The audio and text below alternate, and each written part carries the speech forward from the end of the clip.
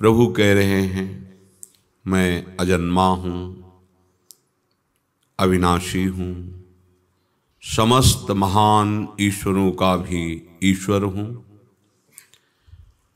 मैं जब ये देखता हूँ कि धर्म का ह्रास हो रहा है और भूमंडल पर संपूर्णतया आसुरी स्वभाव वाले लोगों की वृद्धि हो रही है, तब मैं धर्म की स्थापना करने के लिए और अधर्म का नाश करने के लिए स्वयं अवतरित होता हूँ।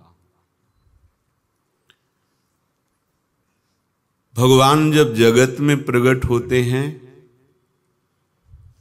तो बाहरी बात भगवान बता रहे हैं कि जब धर्म का पूर्ण ह्रास हो जाता है और अधर्म छा जाता है, तब मैं बाहर जगत में प्रकट होता हूं। लेकिन हृदय में प्रकट होने का दूसरा सिद्धांत है। जब उपासक पूर्णतया अधर्म का नाश कर देता है और धर्म की पूर्ण वृत्ति जागृत कर लेता है, तब भगवान हृदय में प्रकाशित होते हैं। बाहर जब धर्म का पूर्णतया ह्रास हो जाता है, अधर्म छा जाता है, तब भगवान प्रकट होते हैं।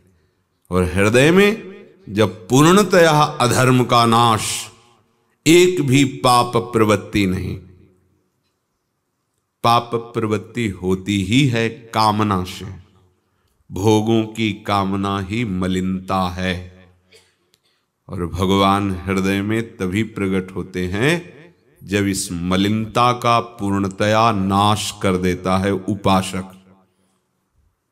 भगवान के नाम जप, नाम कीर्तन, लीला गायन, लीला श्रवण, श्री चरणारविंद की दासता और उनके भक्तों से अनुराग, इसके द्वारा हृदय की पूर्ण मलिनता, अधर्म, पाप प्रवृत्ति का नाश हो जाता है।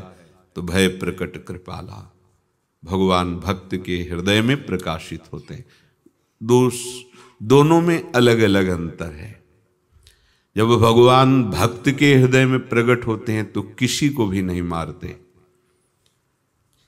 भगवान ऐसे दिव्य अपने भागवतिक सद्गुणों का विस्तार करते हैं भक्त के हृदय में कि दरस परस अघनाश, केवल दर्शन से, स्पर्श से, संभाषण से लोगों के पापों का नाश हो जाता है।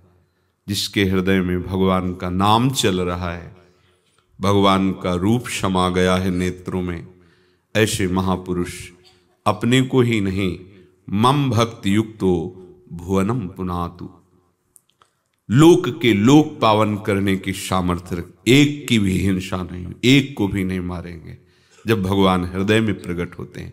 और जब भगवान बाहर प्रकट होते हैं तो जो भगवद विमुख जन हैं, उनकी उस विमुखता के कारण ऐसा लगता है कि भगवान नाराज हैं, भगवान क्रोधित हैं और भगवान मार रहे हैं।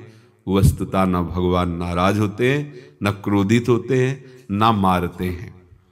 भगवान चाहे जैसे भी किसी की तरफ देखे, मंगल भवन है, उसका परम मंगल करके उसे तार देते हैं।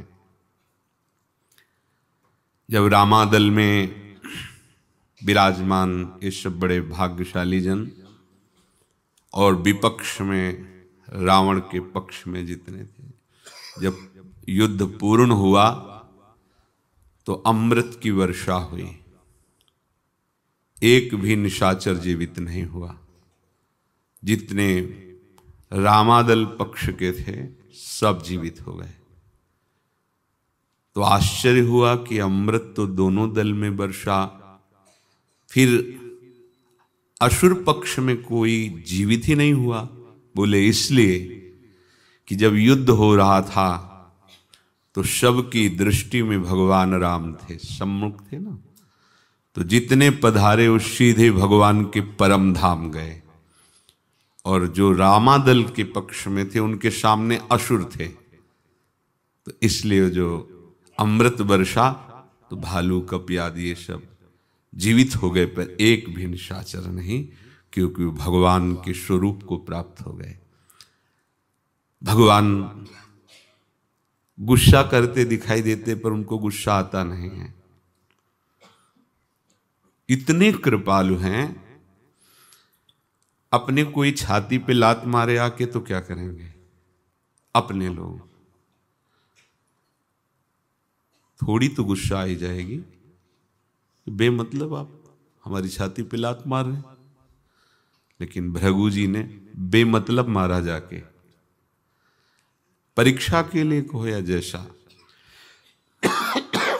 भगवान क्या बोले, ओहो मुझे पता नहीं था, हे ऋषिवर, पता होता तो मैं आपकी अगवानी करता, आपके चरण प्रक्षालन करता।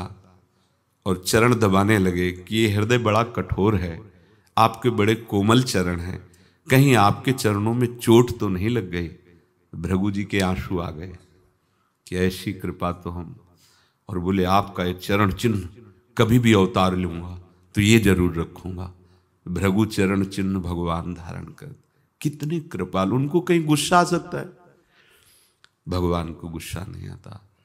वो असुरों को भी वो परम पद देते हैं जो बड़े बड़े मुनिजन साधना करके तपस्या करके चाहते हैं। वो पद भगवान असुरों को दे देते हैं थोड़ी देर की क्रोध लीला करके। ऐसा कोई न समझे कि भगवान नाश कर देते हैं। कभी कहीं ऐसा उदाहरण नहीं आया। जो भगवान में कैसे भी जुड़ गया, चाहे क्रोध से, चाहे काम से, चाहे लोभ से, कैसे भी, उसका परम मंगल हुआ। आज तक शास्त्र साक्षी हैं। हृदय में भगवान को प्रकाशित करना बहुत दुर्लभ बात है, क्योंकि कोई साधु ही हृदय में भगवान को प्रकाशित करता है। जब तक हमारे हृदय में भगवान प्रकाशित नहीं होते तब तक आनंद क्या है ये हम जान भी नहीं सकते। वो ज्ञान विज्ञान की बातें छाटते रहना वो एक अलग बात है। आनंद सब स्मृतियों का लय एकमात्र भगवद स्मृति, अखंड तैल धारावत नाम रूप लीला का चिंतन, ये आनंद है। और ये जिसके हृदय में होता है, भगवान एक क्षण के लिए उनका हृदय नहीं छोड़ते हैं।